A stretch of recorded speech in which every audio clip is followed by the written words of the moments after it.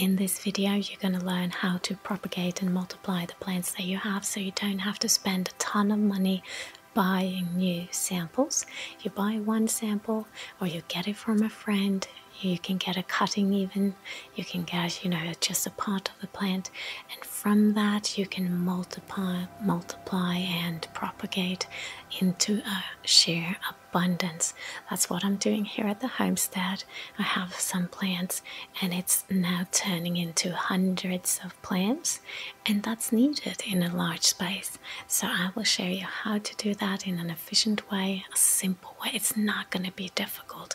This is something that anyone can manage, and you don't have to have green fingers and anything special. You just have to follow the instructions and synchronize it, adjust it depending on the climate that you are in. It's not going to take a lot of time in your end and maintenance. You just do it once and then you leave it. Basically, if it is a super dry season, definitely you have to water it a little bit, but in most climates you can just leave it and it will manage on its own. So, well, that's what it's like in my climate at least. So I hope you will join me in that. Now, before I get into all of this, let me introduce myself. I am Eden. I am creating homestead and lifestyle content. It is, a little bit of art, it's gardening and nature, it's a little bit of cooking, a little bit of spiritual stuff, all the things that are part of the homestead. So if you like that kind of stuff, don't forget to subscribe. I am thrilled to be here with you, and I hope you want to join me on this journey, how to multiply what you have, either by cuttings or by dividing the root. So basically there's two major ways that I love to propagate. I'm going to go through the cuttings, and I'm going to go through the dividing of the root of a plant. When you want to do a cutting, you have to do it when it is time for growth. It can be in the autumn and it can be in the spring. It can even be in the middle of the summer, but it depends on the climate. If it's too warm, then stick to spring or autumn. In the autumn, you don't want to do it so late that it doesn't have any time to develop any kind of roots, etc., and growth before it gets winter. But you definitely don't want to do it in the middle of the summer when it's too warm. Spring is perfect because then it has all that growth in front of it, but autumn is also absolutely a good time. Now, what you want to do is you want to take the plant that you want to multiply, and you cut off a branch where it's natural to cut it off. You have to consider a few things. You need for there to be one or two leaves or branches that you can cut off or remove that will be placed under the soil. These are the places where it's going to be easy for the plant to generate roots, to get out through that hard stem and create new growth. A branch that is thick enough to have a little bit of juice inside of it, it needs that juice to be able to grow, and then it needs to have one or two gateway for the new roots to come out. Now, in addition to that, you need to have at least two leaves above the ground. The leaves will be there so that it can produce energy for the plant through the sunlight that comes and the photosynthesis. I don't know how to say that in English, but the sun comes and it is producing energy for the plant, and that is what is needed for growth.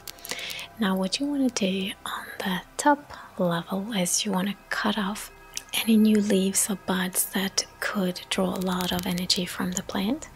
And you don't want to have a lot of leaves, you just want to have two leaves, and even if those leaves are large, you want to cut them maybe in half or even smaller, so that the plant has what it needs to produce energy and to grow, but you don't want it to have a lot of leaves to maintain, because once you have the cutting and you put it in the soil and it is starting its journey to become its own independent plant, well then it is going to be really hard for that plant to provide enough moisture and water for the leaves. And so if it has a lot of leaves, it's simply gonna die. It's not gonna manage to do that, and it doesn't know how to prioritize, you know, 2 of the leaves. It's just gonna be all of them suffering. So you want to cut them off and just keep 2 small leaves so that it has what it needs to grow and produce energy, but it doesn't have a lot of you know, green material to maintain and take care of. So that is the ideal cutting. Now what I do, and this works excellently in my climate, I would assume it would work in your climate as well. So what I do is that I put it straight in the soil. It can be a pot or it can be out on the land, but I do not want to keep it inside. I want to keep it outside, but facing north. Ideally it's facing north. It's better for it to get a little bit of morning sun than evening sun, but you don't want it to have you know, direct sun, as little as possible. Now the reason you want to do it that way is because you want the plant to get a lot of light, but you don't want it to have that direct sunshine that's going to dry out the leaves, and you know, that is the threat for this plant, this new plant, that is going to die because it doesn't have enough moisture to maintain the green leaves that it has. So for that reason, if you put it facing north, or it's lots of light but no direct sun, so I put it in the ground. If it's directly in the ground, it is ideal to put some black plastic to cover up so that it doesn't get entangled with any weeds, or you know, a few months later you may not be able to see the difference between the weeds and your actual cutting.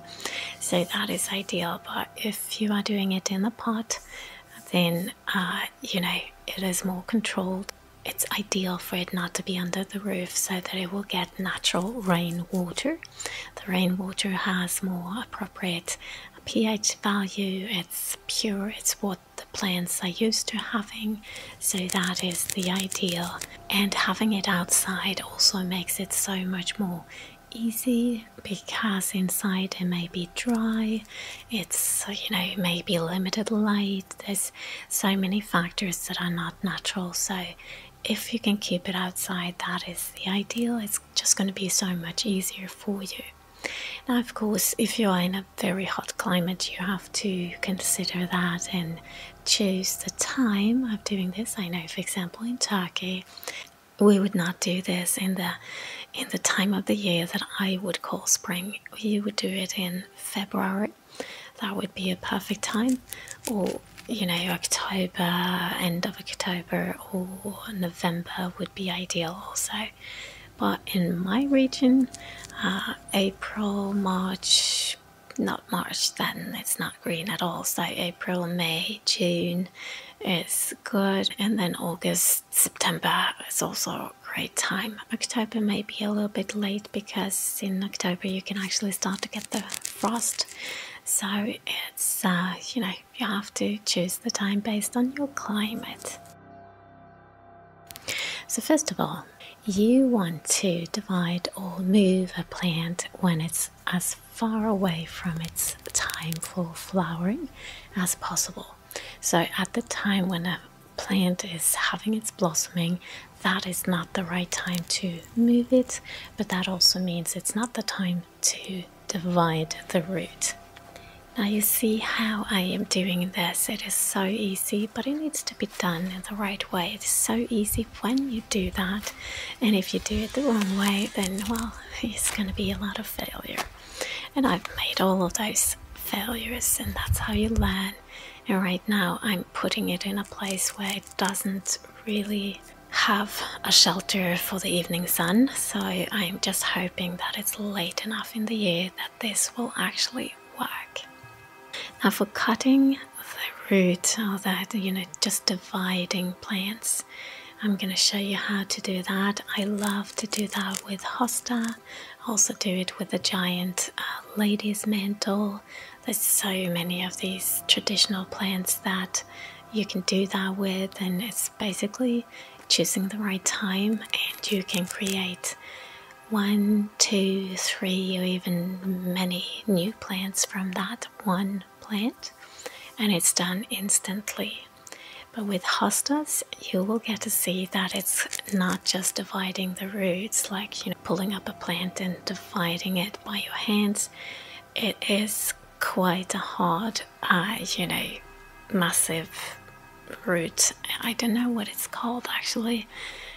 It's not a leek, but it is like with ginger. It's like this substance down there that has to be divided, and if it's large enough you may even have to use an axe or a saw, but I am using the spade like an axe and using my pressure, the weight of my body as the pressure to actually get it divided. And by doing that from one large that you can see here, I am getting 7 or 8 smaller ones that I can plant.